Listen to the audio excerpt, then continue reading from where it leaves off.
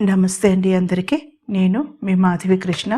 Welcome to my channel Madhavi Krishna's Navarasa Kathamalika Telugu audio stories. వినండి, వింటూనే ఉండండి. ప్రతిరోజు సరికొత్త ఎపిసోడ్లని. ఈ కథలు కనుక మీకు నచ్చినట్లయితే తప్పకుండా లైక్ చేయండి. అలాగే నా ఛానల్ని సబ్స్క్రైబ్ చేసుకోండి. ప్రేమిస్తే ఏమవుతుంది, పార్ట్ 8. తలుపు తెరుచుకుని లోపలికి అడుగుపెట్టిన వ్యక్తిని చూడను కూడా చూడలేదు యామిని. కళ్ళు తెరిస్తే భయం తనని అడుగు ముందుకు వెయ్యనీయదని తెలుసు ఆమెకి. అందుకే కళ్ళు మూసుకుని ముందుకు దూకి ఆ వ్యక్తిని వెనక నుంచి గట్టిగా బిగించి పట్టుకుని తలదిండుతో ముఖాన్ని గట్టిగా అదిమి పెట్టడానికి ప్రయత్నించింది. కానీ చివరి క్షణంలో ఆ వ్యక్తి విసురుగా వెనక్కి తిరగడంతో ఇద్దరూ పట్టు తప్పి నేల మీద ఒకరు పడ్డారు. యామిని ఆలోచించలేదు. తన కింద ఉన్న మనిషిని అలాగే నొక్కిపట్టి బంధించడానికి ప్రయత్నించింది. మినీ, స్టాప్ ఇట్, నీకు పిచ్చి పట్టిందా, ఆగు అన్న గొంతు విని ఆఖరి క్షణంలో తలదిండుతో మొహం మీద గట్టిగా వత్తాలనే ఆలోచనని విరమించుకుంది. ఇంతలో గదిలోకి ఎవరో పరిగెత్తుకు వచ్చిన శబ్దం ఆమెని మరింత అయోమయంలో పడేసింది. ఆమె లక్కీ మ్యాన్, కొద్దిలో ఎంత ప్రమాదం తప్పించుకున్నాను. మృదు గంభీరమైన ఆ గొంతు ఆమె నిద్రలో కూడా గుర్తుపట్టగలదు. చివ్వును వెనక్కి తిరిగి చూసింది. శరత్చంద్ర మొహం సీరియస్గా ఉన్నా అతని కళ్ళు నవ్వుతున్నాయి. ఆ కళ్ళు నఖసిక పర్యంతం తనని గమనిస్తూ ఉంటే ఆమె మొహం సిగ్గుతో ఎర్రబడింది. చెదిరిన జుట్టుతో పట్టుదల నిండిన కళ్ళతో బిగించిన పెదవులతో ఆమె అపురూపమైన చిత్రంలా అనిపించింది అతనికి. అతని చూపు ఎక్కడ ఆగిందో గమనించిన ఆమె కంగారుగా లేచి నిలబడి టీషర్ట్ని మోకాళ్ళ కిందకి లాక్కునే ప్రయత్నం చేసింది. అది వ్యర్థ ప్రయత్నమని తెలిసినా కూడా అతను వస్తున్న నవ్వును బలవంతంగా ఆపుకోవడం ఆమెకి తెలుస్తూనే ఉంది. ఉక్రోషంతో ఆమె మొహం మరింత ఎర్రబడింది. అప్రయత్నంగానే ఆమె చెదిరిన తన జుట్టుని సవరించుకుంటూ అతని వంక కోపంగా చూసింది. ఇంతలో నేల మీద నుంచి చిన్నగా మూలుగు వినిపించడంతో ఇద్దరూ ఈ లోకంలోకి వచ్చారు. కావ్య నెమ్మదిగా లేచి నిలబడింది. ఆమె నడుం మీద ఒత్తుకుంటూ యామిని భుజం మీద చెయ్యి వేసి సరిగ్గా నిలబడడానికి ప్రయత్నించింది. అప్పుడు పడింది యామిని చూపు ఆమె మీద. తన బాధ, కోపం, నిస్సహాయత అన్నీ మర్చిపోయింది ఆమె.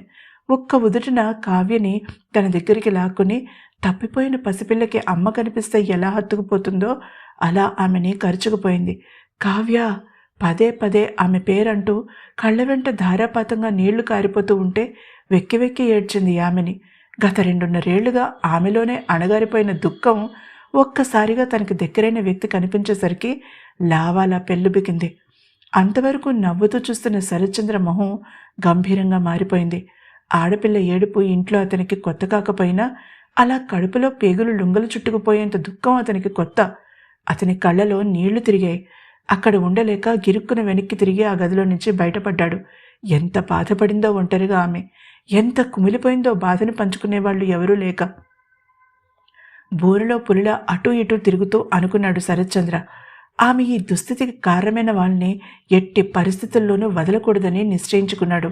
అందరిలోకి కొంచెం బ్యాలెన్స్డ్గా ఉన్నవాడు విహారి మాత్రమే. గబగబా గ్లాసుల్లో మంచినీళ్ళు పోసి ట్రేలో పెట్టి శరత్చంద్ర చేతిలో పెట్టి సైగ చేశాడు, ఆడపిల్లలిద్దరికీ ఇవ్వమన్నట్టుగా. అతను మౌనంగా విహారి చేతిలోంచి ట్రే తీసుకుని మూసిన తలుపు మీద మునివేళ్లతో చిన్నగా తట్టాడు. కావ్య తలుపు తెరవగానే ఆమెను దాటుకుని అతను లోపలికి వచ్చి ట్రేని గదిలో మూలగా ఉన్న చిన్న టేబుల్ మీద పెట్టి ఒక గ్లాస్ తీసుకుని మంచం మీద ఒక పక్కగా కూర్చున్న యామినికి ఆ గ్లాస్ అందించాడు. అతని కళ్ళలో కదలాడుతున్న ఎలా ఉన్నావనే ప్రశ్న ఆమెను బాగా కదిలించింది. బాగానే ఉన్నానన్నట్టుగా కళ్ళతోనే సమాధానం చెప్పింది. అతనికి ఆమెని దగ్గరికి తీసుకుని హత్తుకోవాలనిపించింది. నీకు నేనున్నాను అని ధైర్యాన్ని ఇవ్వాలనిపించింది. కానీ అంతకు ముందు తాను ఆమెకి ఇవ్వవలసినది నమ్మకం. అలా అనుకోగానే అతను ఒక నిర్ణయానికి వచ్చాడు. కావ్య వైపు తిరిగి ఆమెకి ఒక గ్లాస్ అందించాడు. ముందు తను రిఫ్రెష్ అవ్వాలి. లాస్ట్ 3 days నుంచి న్యూమోనియాకి ట్రీట్మెంట్ తీసుకుంటోంది తను. ముందు ఏదైనా తినాలి, టాబ్లెట్స్ వేసుకోవాలి. చెప్తూనే తన క్లోజెట్లో నుంచి మరొక టీషర్ట్, షార్ట్స్ తీసిచ్చాడు. అర్థమైనట్టుగా తల ఊపుతూ కావ్య వాటిని అందుకుని యామిని వంక అర్థవంతంగా చూసింది. శరత్చంద్ర బయటికి వెళ్ళగానే యామిని బాత్రూంలోకి నడిచింది. ఆమె తెలుసుకోవాల్సిన విషయాలు చాలానే ఉన్నాయి. అసలు శరత్చంద్రకి కావ్య ఎలా తెలుసు? కొంపతీసి వాళ్ళిద్దరూ కలిసున్నారా? తన రాక వల్ల వాళ్ళిద్దరి మధ్య సమస్యలేమైనా వస్తాయా? ఆ ఆలోచన మనసులోకి ప్రవేశించగానే ఆమె ముడుచుకుపోయినట్టుగా అయిపోయింది. ఎన్ని రోజులు అతనితో ఒంటరిగా ఉంది తను. కావ్య ఏమనుకుంటుందో, తన పరిస్థితి ఏమిటో తనకే తెలీదు. అలా ఆలోచిస్తూనే స్నానం ముగించింది. అతని బట్టలు వేసుకోవడం ఆమెకి ఇబ్బందిగా, మరీ ఇంటిమేట్గా అనిపించినా వేరే గత్యంతరం లేక వాటిని తీసుకుంది. అతని టీషర్ట్ మెత్తగా హత్తుకుపోయినట్టుగా ఉంది. భుజాల దగ్గర కొంచెం వదులుగా ఉన్నా పర్వాలేదు. అతని షార్ట్ మాత్రం బాగా వదిలవడంతో ఎలాస్టిక్లో నుంచి వేలాడుతున్న తాళ్లను బాగా దగ్గరికి లాగి ముడివేసింది. కొంచెం పర్వాలేదనిపించింది. బయటకొచ్చి డ్రెస్సింగ్ టేబుల్ దగ్గర ఉన్న దువ్వెనతో నీట్గా తల దువ్వుకుని వాడిని మళ్ళీ క్లీన్ చేసి యథాస్థానంలో ఉంచి నెమ్మదిగా గది తలుపు తెరిచి బయటకు అడుగుపెట్టింది. ఇంకా నీరసంగా ఉన్న కావ్య తన దగ్గరే ఉందన్న సంతోషంతో లేని ఓపిక తెచ్చుకుంది. బిడియంగా హాల్లోకి అడుగుపెట్టిన ఆమెకి అక్కడ ఎవరూ కనిపించకపోవడంతో నెమ్మదిగా కిచెన్ వైపు అడుగులేసింది. అక్కడ మంత్రస్థాయిలో మాటలు వినిపించడంతో సంకోచంగా ఆగిపోయింది. ఆడగొంతు వెక్కి వెక్కి ఏడుస్తూ బాధను వెళ్ళగక్కుతూ ఉంటే మగ గొంతు మంద్రంగా ఓదారుస్తూ ఉంది. మధ్యలో ముద్దు పెట్టిన శబ్దం ఎవరు ఎవరికి పెట్టారో తెలియలేదు ఆమెకి. తెలుసుకోవాలన్న కుతూహలం కూడా ఆమెకి కలగలేదు. ఆడగొంతు కావ్యదని తెలుస్తూనే ఉంది. మగ గొంతు స్పష్టంగా లేదు. కానీ ఇంకెవరిది? ఖచ్చితంగా శరత్చంద్రదే. ఎందుకో ఏడుపు ముంచుకొచ్చింది ఆమెకి. ప్రపంచంలో తాను ఒంటరిదాన్నని మరీ బలంగా అనిపించడంతో ఆమెకి నిస్సత్తువుగా అనిపించి కళ్ళు గట్టిగా మూసుకుంది. రహస్యంగా మాటలు వినడం తప్పని తెలీదా? అందులోనూ ప్రేమికుల మాటలు అస్సలు వినకూడదు. ఒక్క క్షణం తర్వాత ఆమె చెవిలో అల్లరిగా శరత్చంద్ర గొంతు వినిపించి ఉలిక్కిపడి కళ్ళు తెరిచింది. నీ మనసు నాకు అర్థమైందిలే అన్నట్టుగా చిలిపిగా నవ్వుతున్నాయి అతని కళ్ళు. ఆమె అయోమయంగా అతని వంక కిచెన్ వంక చూసింది. ఇది చాలా మామూలైన పని అన్నట్టుగా ఆమె చేతిని తన చేతుల్లోకి తీసుకుని కిచెన్లోకి అడుగు పెట్టబోయే ముందు చిన్నగా గొంతు సవరించుకున్నాడు. లవ్ బర్డ్స్ దూరం దూరం అంటూ యామినిని తనతో పాటుగా లోపలికి లాగాడు. ఎదురుగా కావ్య ఒక అపరిచిత వ్యక్తి కౌగిలిలో ఉండడం యామినికి ఆశ్చర్యాన్ని కలిగించింది. తెల్లబోయి చూస్తున్న యామిని వంక నవ్వుతూ చూసి విహారిని తన కాబోయే భర్తగా పరిచయం చేసింది కావ్య. పరిచయాలయ్యాక భోజనం సమయం కావడంతో భోజనం చేశారందరూ. తినడం పూర్తయ్యే వరకు ఎవరినీ మాట్లాడనివ్వలేదు శరత్చంద్ర. తర్వాత అందరూ హాల్లో కూర్చున్నాక మాట్లాడడం ప్రారంభించింది యామిని. ఎవ్వరూ నమ్మలేని విషయాలు, ఘోరమైన విషయాలు.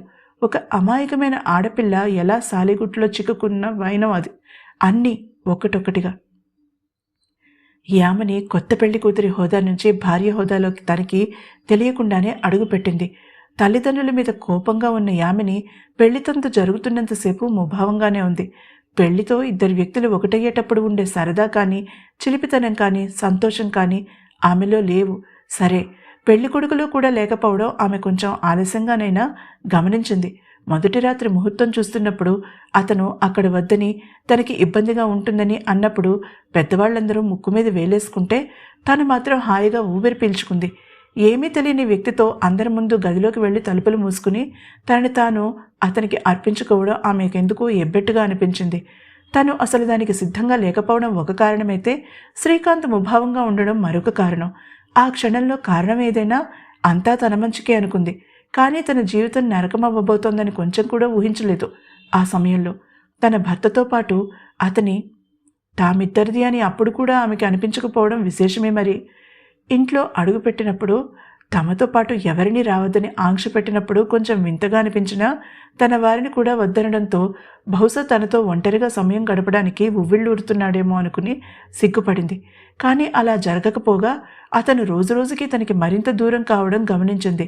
అసలు తనతో మాట్లాడడం దేవుడెరుగు, తన దరిదాపుల్లోకి రావడమే లేదు. ఇది కూడా ఒకందుకు మంచిదే అనుకుంది తను.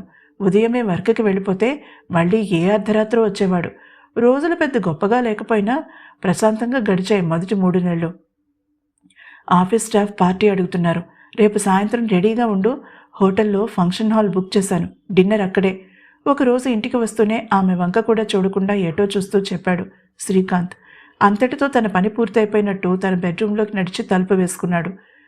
అన్నట్టు చెప్పలేదు కదూ, తమ పడక గదులు వేరువేరు గదుల్లోనే. మొదట్లో ఆమెకి బాగానే ఉన్నట్టు అనిపించినా రాను రాను ఒంటరితనం ఆమెను పట్టి పీడించసాగింది. ఇంచుమించుగా 2 రోజులకు ఒకసారి అమ్మకి ఫోన్ చేసేది. నాన్న మీద కోపంతో ముభావంగా మాట్లాడేది. బాబాయ్ మాత్రం తనతో తప్పక వారానికి ఒకసారి మాట్లాడేవాడు. దేనికి అభ్యంతరం పెట్టని శ్రీకాంత్ కావ్యతో కానీ తన ఇతర స్నేహితులతో కానీ టచ్లో ఉండడానికి ఇష్టపడలేదు సరికదా. తన కాల్ హిస్టరీ నుంచి, తన కాంటాక్ట్ లిస్ట్ నుంచి ఆ నెంబర్స్ అన్నీ డిలీట్ చేసేదాకా ఊరుకోలేదు. సో పార్టీకి కుటుంబ సభ్యులు కానీ, తన వాళ్ళనుకున్న వాళ్ళు కానీ ఎవరూ లేకుండానే శ్రీకాంత్ కూడా వెళ్ళింది. తను ఏ చీర కట్టుకోవాలి, లేక అసలు చీర కాకుండా ఏదైనా మోడర్న్ డ్రెస్ వేసుకోవాలో ఏమీ చెప్పలేదు అతను. తనకేమీ పట్టనట్టే ఉన్నాడు. తానే మంచి డిజైనర్ వేర్ చీర సెలెక్ట్ చేసుకుంది. పార్టీ మొదలైంది. అందరూ తామిద్దరినీ మేడ్ ఫర్ ఈచ్ అదర్ అంటుంటే తన మనసు ఎంత తుళ్ళిపడిందని. శ్రీకాంత్ తన బాస్తో మాట్లాడుతున్నాడు. తాను తిరునాళ్లలో తప్పిపోయిన చిన్నపిల్లల ఒక మూలగా నిలబడి ఉంది. సరిగ్గా అప్పుడు కలిసింది ఆమె, రియా సేన్ని. సన్నగా నాజూకుగా ఉన్న ఆమె నల్లని గౌన్లో మెరిసిపోతూ ఉంది. గుండ్రని మొహం, విశాలమైన కళ్ళు, ఎర్రటి దొండపండు లాంటి పెదవులు, ఇలా చెప్తూ పోతే వర్ణించడానికి చాలానే ఉన్నాయి. అలాంటి రియా కళ్ళు తన భర్త మీద ఉన్నట్టు గమనించడానికి యామినికి 10 క్షణాలు కూడా పట్టలేదు. ఆమె గొంతు తడారిపోయింది. గుండె గొంతుకులో కొట్టుకుంది. తన భర్త తన పట్ల అనాసక్తంగా ఉండడానికి ఈమె కారణమేమో అన్న అనుమానం ఆమె మనసులో పురుగులా ప్రవేశించి తొలిచేయడం ప్రారంభించింది. పార్టీ అయిపోయి ఇంటికి వస్తున్నప్పుడు శ్రీకాంత్ మౌనంగా ఉన్నాడు. అసలు అతను ఎప్పుడు మాట్లాడాడు కనుక? ఆ రాత్రంతా రియా ఆలోచనలతోనే ఆమె సతమతమైంది. మర్నాడు అతనితో ఆ విషయం మాట్లాడడానికి నిర్ణయించుకుందామె. అతనికి ఆమె అంటే అంత ఇష్టం ఉన్నప్పుడు తననెందుకు చేసుకోవాలి? తన జీవితం ఎటూ కాకుండా ఎందుకు చెయ్యాలి? అడగాలని తీర్మానించుకున్నాక ఆమె ప్రశాంతంగా నిద్రపోయింది. మరుసటి రోజు ఆదివారం కావడంతో అతను 10 దాకా ఇంట్లో ఉంటాడు. ఆ తర్వాత ఎక్కడికి వెళ్తాడో అతను చెప్పడు, ఆమె అడగదు. రావడం మాత్రం అర్ధరాత్రి దాటాకే వస్తాడు. టిఫిన్ తయారు చేసి ప్లేట్లో పెట్టగానే అతను మౌనంగా వచ్చి తినేశాడు. ఆమె నోరు విప్పి అడిగేలోపుగా అతని సెల్ మోగింది. అతను అక్కడి నుంచి లేచి తన గదిలోకి వెళ్ళిపోయాడు. యామిని వినడానికి ప్రయత్నించింది కానీ తలుపు మూసి ఉండడం వల్ల మాటలు స్పష్టంగా వినిపించలేదు. ఎలాగైనా విషయం తేల్చుకుందామనుకున్న యామినికి ప్రమాదం అనుకోకుండా వేరే రూపంలో వచ్చింది. ఆ ప్రమాదంలో నుంచి యామిని బయటపడగలిగిందా లేదా అన్నది తర్వాత భాగంలో తెలుస్తుందా? తెలుసుకోవాలంటే వినండి తర్వాత ఎపిసోడ్ని. ఈ ఎపిసోడ్ కనుక మీకు నచ్చినట్లయితే తప్పకుండా లైక్ చేయండి. అలాగే నా ఛానల్ని సబ్స్క్రైబ్ చేసుకోండి.